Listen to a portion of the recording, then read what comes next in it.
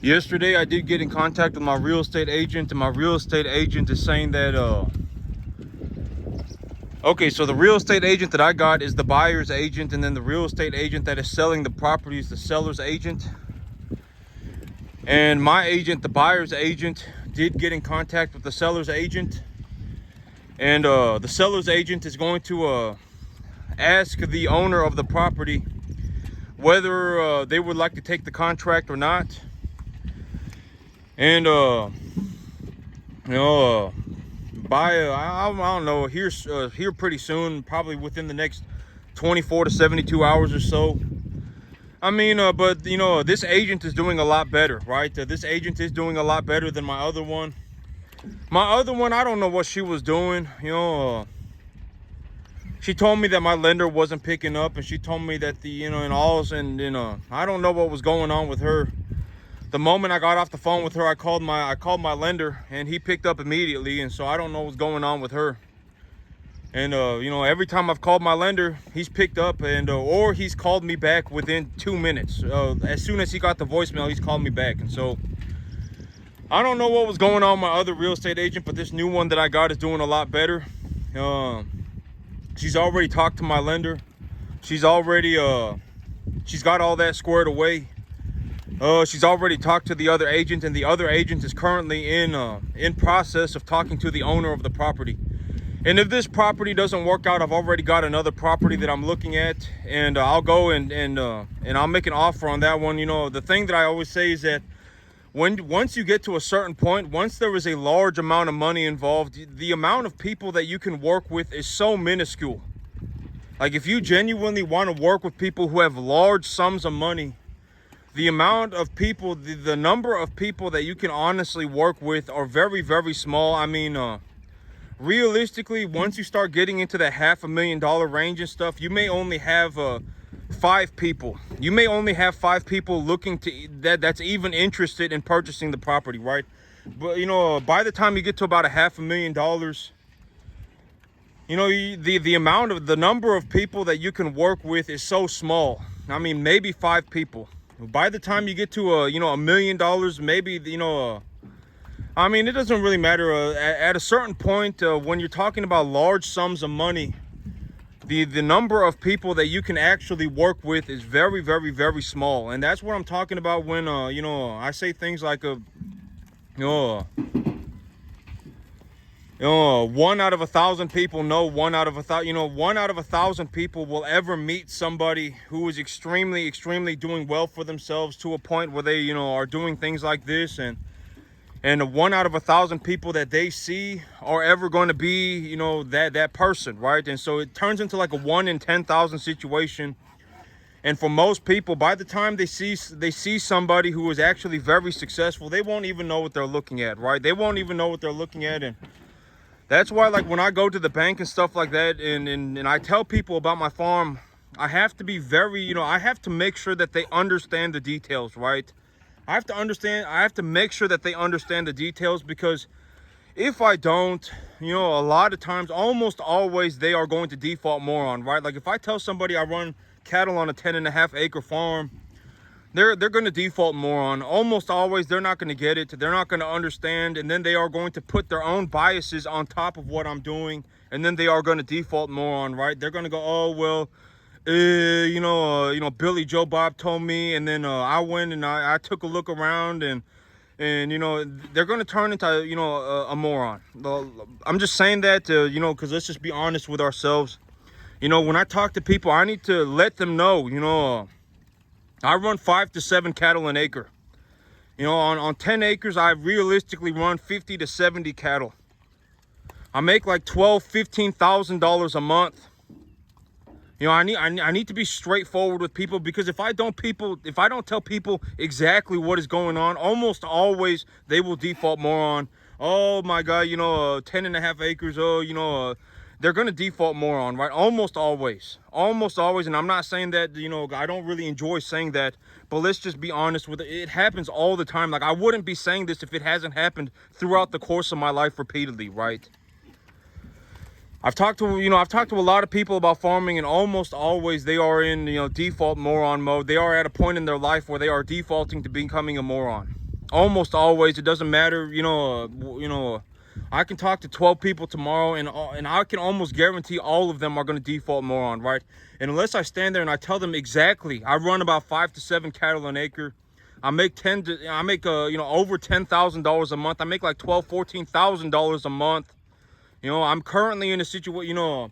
I grow grass. I grow my own grass. I don't use any baling equipment. I grow so much grass that I am legitimately able to feed 5 to 7 cattle per acre. I am legitimately able to feed 5 to 7 cattle per acre, and I am still plowing up grass that is up to my shins. I'm still having to plow up my grass. Legitimately, that is the situation for my farm. Right? I mean, I am currently in a situation where I grow so much grass that even if I run 5 to 7 cattle an acre, my grass is still up to my shins and I still have to plow it under. It costs me about $700, $500 to $700 a month to grow the grass. I run 5 to 7 cattle an acre. I make like $12,000-$14,000 a month. Your opinions are not going to get me paid. Please do not default, moron. If you turn into a moron, I will leave you to die. I'm serious. I'm not gonna try and help you. I swear it on my life, I won't. That's the thing. I've said this repeatedly, but I'm not gonna go around and invest my time trying to save one person at a time. It's just not a good investment of my time. I'm gonna become. I've already talked about this repeatedly, but my business, the beef is not gonna fall out the sky, right? The beef is not going to fall out the sky. Somebody needs to be doing this business. And, these animals, a large majority of these animals, like over 90% of these animals are going to go off to feed people. So I am in a business where I feed people. I get paid for feeding people. I see money as a good thing because there is a direct correlation between how many people I feed and how much money is in my bank account. And I'm not going to take time away from my business to hold on to somebody's hand who cannot be saved under any circumstance. I'm telling you, I won't do it. Legitimately, if you default, moron, I'm going to leave you to die, and I'm just going to say it's too late. I will. I guarantee it. I promise you I will. And I'm not saying that, just to... I am being 100% honest with you. I will leave you to die before I try and help you. Legitimately, I will. Because if I grab a hold of you and I'm trying to take you and you're flailing as hard as you can, it's just not it's not worth it, right? Legitimately, I mean, it's just not worth it. I mean, I got stuff that I got to do. I'm very busy. I got a lot going on for me. I do very well for myself. I'm looking. I got all this stuff going on, right? I'm looking to buy a new piece of property. I gotta run my cattle, I gotta grow my grass. I got a lot of stuff to do. If you turn into a default moron, I will leave you to die. I do not care what you think. It is not, I mean, that may sound harsh, but it just is what it is. I mean, I don't know what else to tell you. It just is. I mean, I will leave you to die before I try and say, and legitimately just, save you. Because at that point, if you don't want, the thing, like, if you don't want to be saved, right, you can't be saved. Legitimately, if you don't want to be, like, if you legitimately do for whatever you just absolutely refuse to be saved, you cannot be saved. At that point, it's not even up to me, it's up to you, right? And I mean, it doesn't take a mega genius to grow some grass and do whatever. And that's the thing, if your big excuse is, oh my God, he made it because he's smart, there is honestly zero good reason why nobody is getting to the 10% mark. Like, when I drive around and I go up to the north and I go up to the northeast and I go to the east and I go to the south and I go to the southeast and I go to the northwest, I go all over the place, right? And I'm driving, like, I legitimately go everywhere in every single direction in like a 120-mile radius. Not a single person is getting to the 10% mark, and that is not due to intelligence, right? That is not due to intelligence. I mean, that is due to you failing, right? I mean, somewhere along the way, you were taught to be a moron by morons. Legitimately, that is probably what happened, right? You were taught to be a certain way by somebody who did not know what they were doing. And then now you're stuck in this, because here's the thing, right? It's like, if you were, let's say you were just it doesn't matter what age you are. If you were somebody who legitimately realized, you said, oh man, I really don't know anything about farming, I don't know jack squat, right? If you put me on a field tomorrow, I don't know what I would do. You were legitimately in that situation. You were just very honest with yourself, right? Oh, well, I don't know anything about farming. And so, and I want to learn how to farm. That was you, right? If that was genuinely you, it doesn't matter what age you are. If you were in that mindset and you showed up, I mean, you would have learned practically 90% of this already. Yeah, I mean, but the thing is that you were taught. I can almost guarantee almost everybody, and this is not just pertain to do to farming. It could be with anything. It could be with your money or whatever else you want. You were taught incorrectly. You were misinformed, and now you are in a situation where you are having to go through this life or death battle trying to, remove the misinformation in your life. Legitimately, that is probably what is happening. You have been misinformed. You have been taught to be a moron by morons, and now you're stuck that way. Now you've been that way for too long, and now you're stuck, right? You're stuck like that. And so, if you were taught correctly from the very beginning, or if you even had the mindset of, I don't know anything about farming, and this guy, he's making an extreme amount of money. I mean, I haven't seen any, and so I'm gonna go and learn from the best that I can find, right? You're gonna go and learn from the best you can find. You're not gonna go and learn from Billy Joe Bob. If you were in that mindset, it's not even, you don't even have to choose me, right? I mean, you can go and if you find somebody that's better than me or whatever, go and learn from them, right? I mean,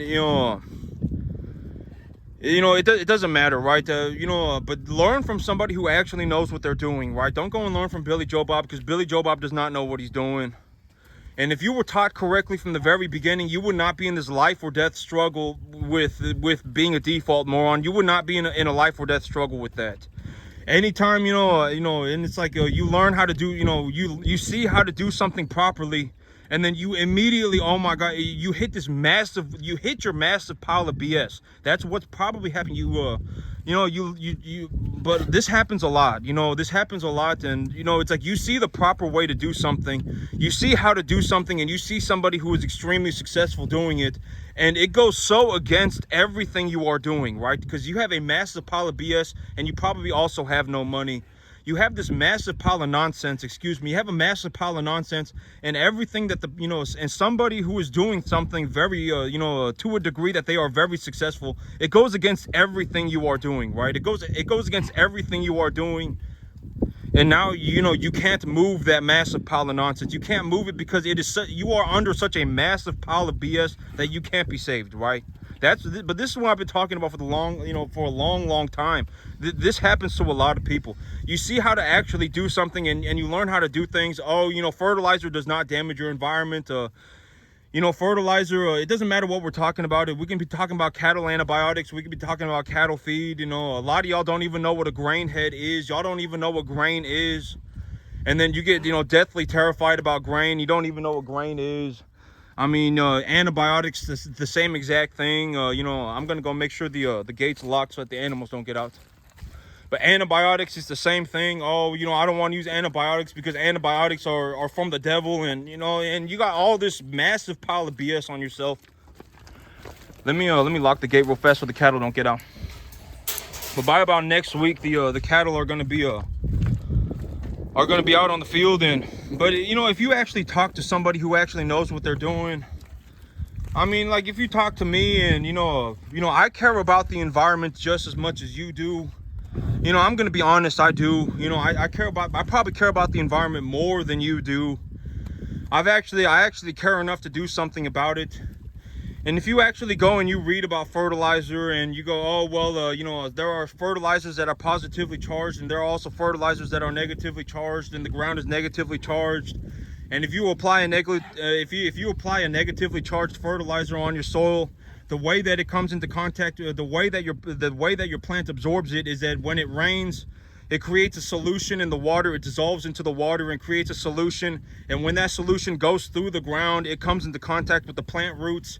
And when it comes into contact with the plant roots, that fertilizer is absorbed into the plant, and it's metabolized by the plant to create its physical structure.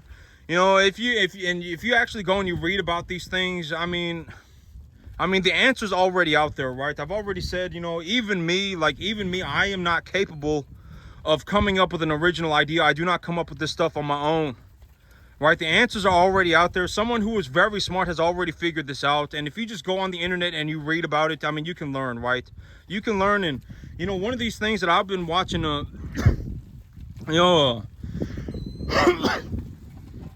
but, you know, that's the thing about negatively charged fertilizer, right? A negatively charged fertilizer is that it will create a solution. The rainwater will dissolve the fertilizer, create a solution, and when it gets pushed to the ground and it gets picked up by the plant roots, when it comes into contact with the plant roots, it is absorbed by the plant, right?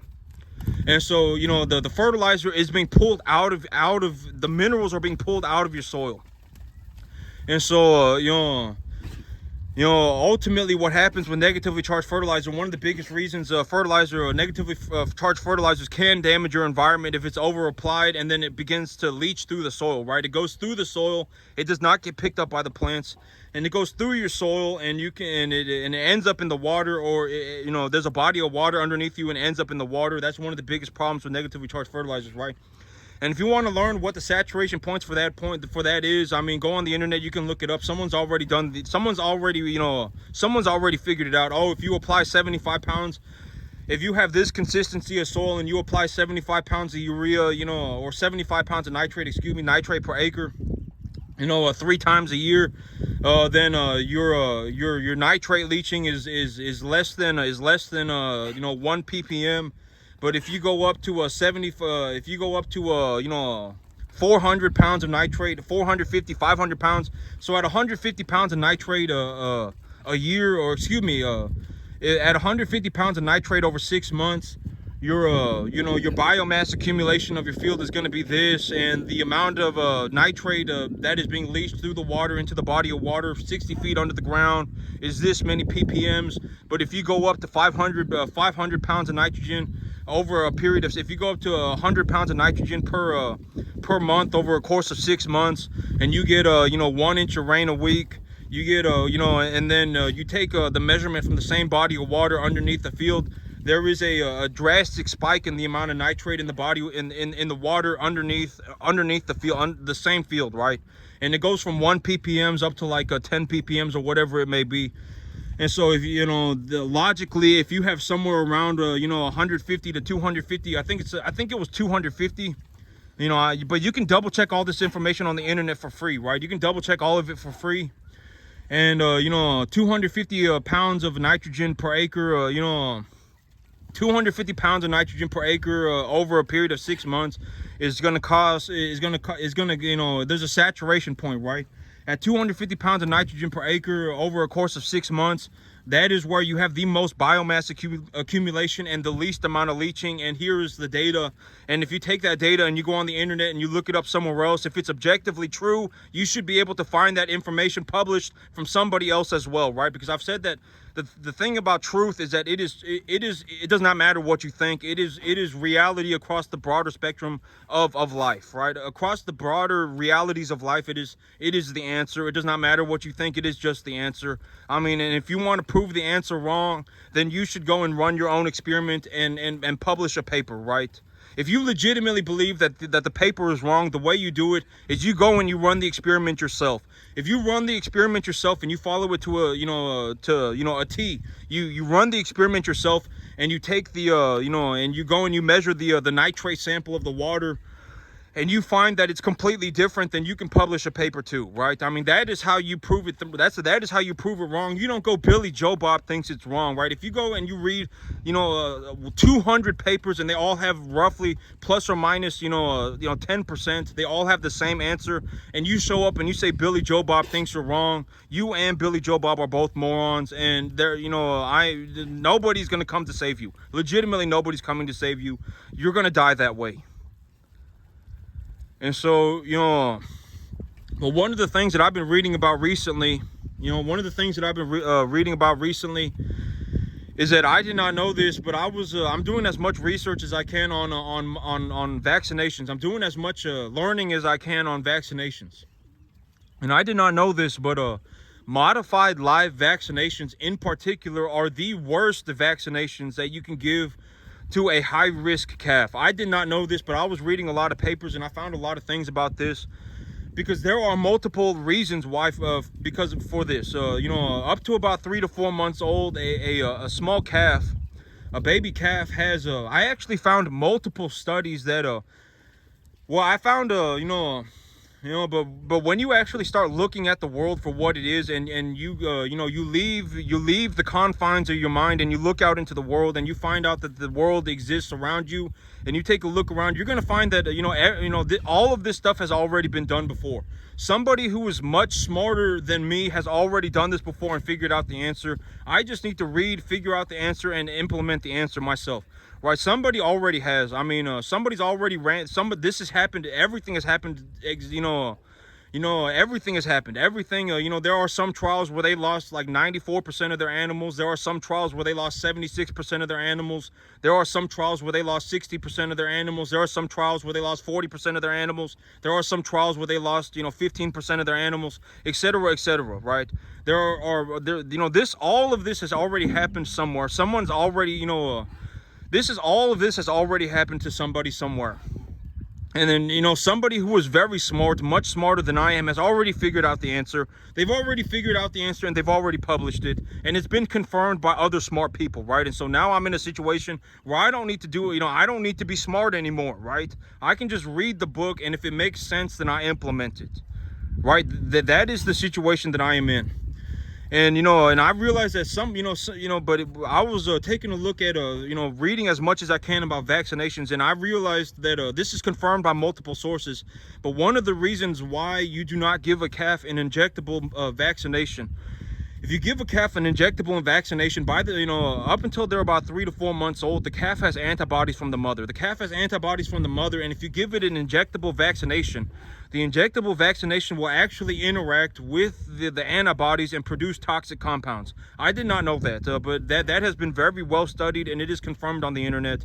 But the antibodies that the calf got from the mother will interact with the vaccinations that you have injected into the calf, and it will create toxic compounds. Another reason that you do not give, in particular, one reason why you do not give a calf, that is big reason number one.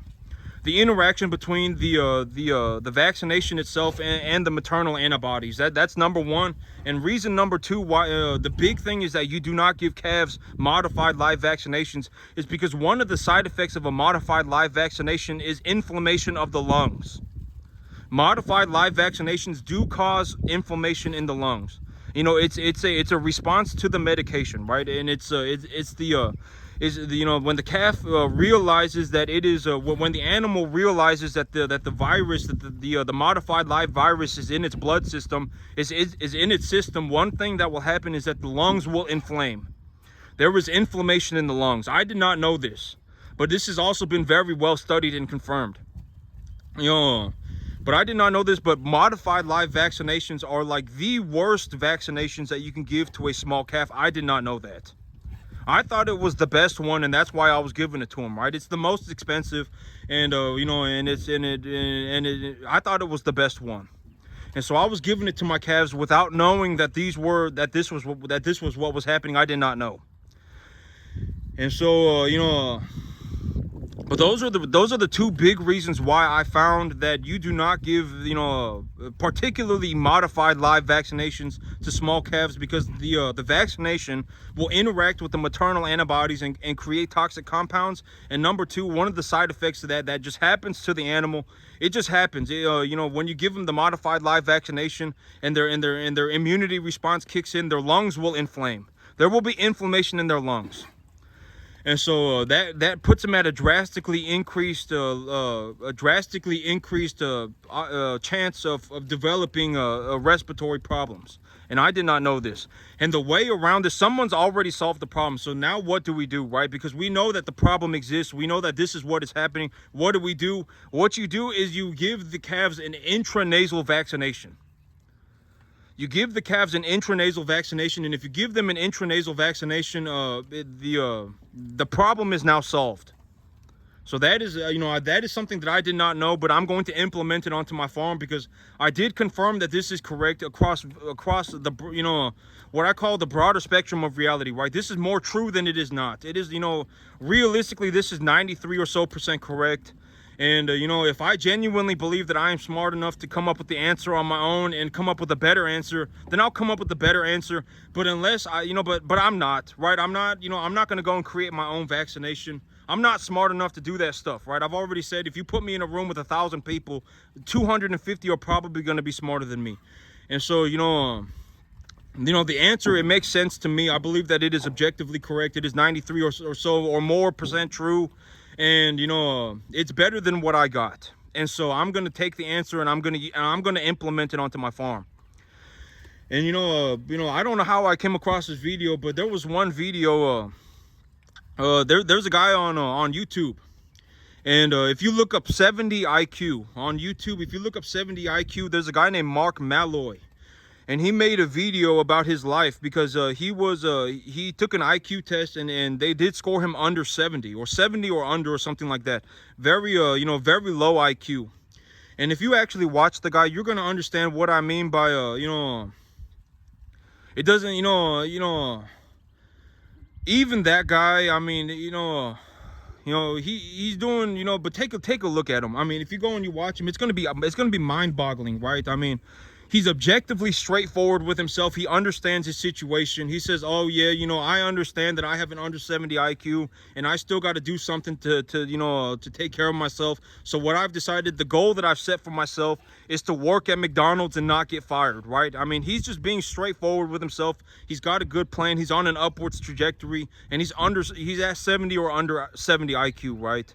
But this is what I mean by, you want to be on an upwards trajectory. You want to do well for yourself. You want to put yourself on an upwards trajectory, and you just need to take an objectively hard look at what's going on.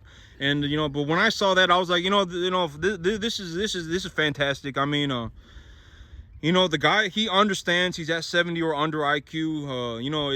And he was talking about his life, and he said, oh yeah, it is very difficult for, sometimes I forget what drawer the chicken nuggets go into. Sometimes I forget, and it's very hard for me to work on the grill. And you can hear him talk about it, but he says, I understand that my IQ is very low, but I've been doing exercises to increase my IQ, and I've realized that my job is actually getting easier. My big goal is to not get fired from McDonald's. I want to work at McDonald's and I don't want to get fired. I understand that I have a 70 IQ or less. He's very objectively straightforward and he's on an upwards trajectory. And that's what I'm talking about, right? And, but just look up 70 IQ on YouTube, and it's a guy named Mark Malloy, and you can go and see what, when I watched that, I was like, this is what I'm talking about, right? This is, I mean, if most people were like that, I mean, it'd be fantastic, right? I mean, in terms of character, your character, if you were like that, that would be fantastic. I mean, that's what I'm talking about. I mean, he's on an upwards trajectory. He's very straightforward with himself. He understands the situation that he's in, and he's still getting after it. But that's it for me today, YouTube. Y'all have a good one.